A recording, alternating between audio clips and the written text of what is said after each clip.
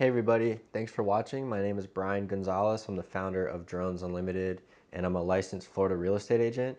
And the point of this video today is to go over what the basics are when hiring a drone operator. If you're in the inspection industry or real estate or construction, when you look for a pilot, you want certain skill sets, but that's not what we're talking about. We're just talking about the absolute basics and what to look for and making sure that the drone pilot is legit for your job. And what I mean by that is, frankly, just making sure that the drone pilot is licensed. And the FAA issues drone pilots a hard card. It looks like this. I'll give you a close-up on the camera. It's a remote pilot license, and it's called a 107 remote pilot license. It's a hard card. Now, it's not like every pilot needs to pull this out of their pocket and show you.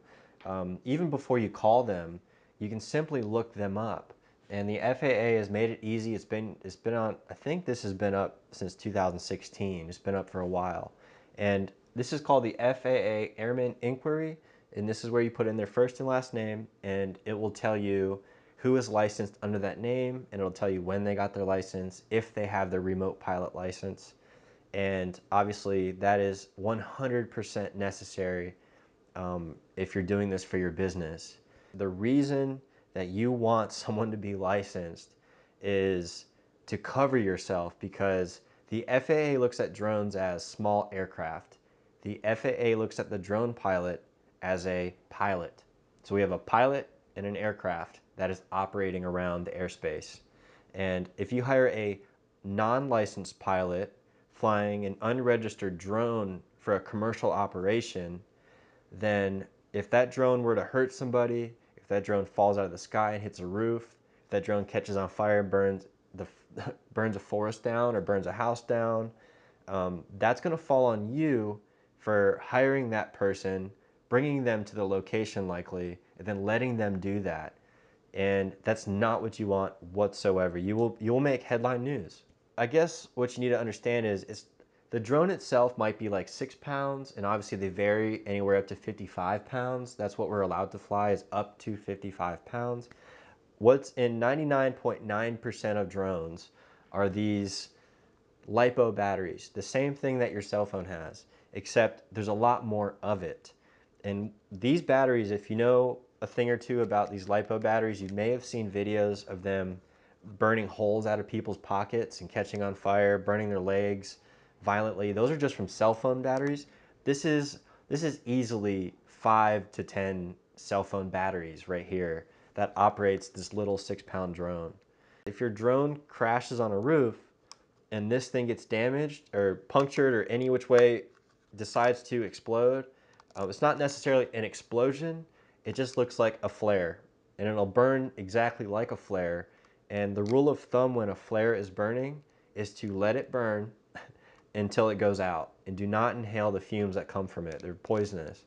And the National Association of Realtors, so for real estate agents, this pertains to you. They've put this information out, I believe, since 2016 or 2007. But the problem is that there's new agents every day. And it's not like this information is continually being updated for agents to understand. And I clearly get where the confusion comes in when hiring somebody, because it seems so simple and harmless. But at the end of the day, worst case scenario, the drone falls in the street, hits oncoming traffic, causes an accident, and hurts somebody. And it was all because an agent hired a drone operator that's not licensed, because they don't understand you can't fly over cars like that. And you don't want that for your business. So in the description of this video, I left the link to this FAA inquiry search. So you can put in their first, last name, search them, make sure. And again, this is the absolute basics. You just want to make sure they have this FAA license.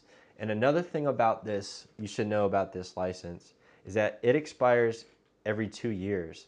So every 2 years, we must sign up and go to our local airport, big or small, and take what's called a recurrent test. And with the recurrent test, it updates our license and we're still active. So if you look them up and it says, like for example, mine was issued August 31st, 2016. So in 2018, I had to take a recurrent test, and actually in 2020, this year, I have to take another recurrent test and update it again. And we're issued a piece of paper, and this piece of paper is stamped, and it says recurrent test, and then it has our score, and then this is really an updated version of our license. So that is another issue to realize, that these drone license can expire after 2 years, and if they don't take the recurrent test, it's expired. They're not up to date pilots. You can still get in trouble for that. So make sure that your pilots are updated on their current recurrent test. Absolute basics, make sure they have their FAA license, double check. And insurance, that's up to you. The skill sets, that's next. So if they're licensed, then try to see if they fit for what you're looking for. So if you haven't already, please subscribe. Check out our website, dronesunlimited.us. If you're a pilot, sign up. We're looking for good pilots. And that's about it. Thanks, guys and girls.